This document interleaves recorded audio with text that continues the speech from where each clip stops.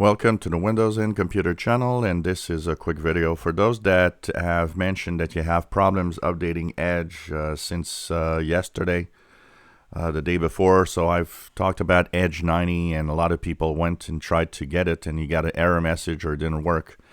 It's not your computer. Edge servers around the world have actually been down for quite a while yesterday. I still see a few reports of people saying that they have some problems when they go to try to update still today. So Microsoft is working on it. Now you see here I'm getting an update, so it's probably going to be okay. And it's important to update and make sure that you update to the latest version, because there are some security fixes in there, and things should be okay. So you see here it works now, so it should be okay.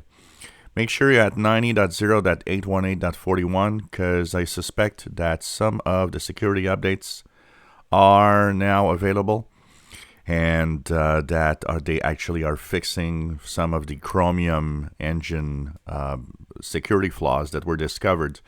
There's quite a few that have been discovered for sure. So check it out. 90.0.818.41 is where you should be.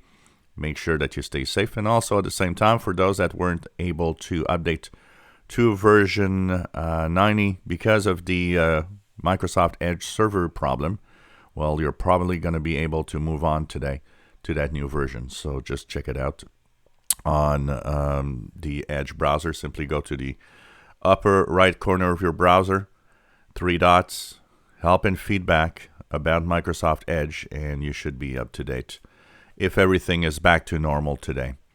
So this is interesting, because I think it's the first time I hear that a Edge update server is down worldwide. So it's kind of interesting to see that.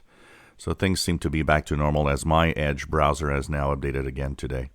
So check it out. And once again, make sure you're at 90.0.818.41, because there's some security updates in there to stay safe for sure.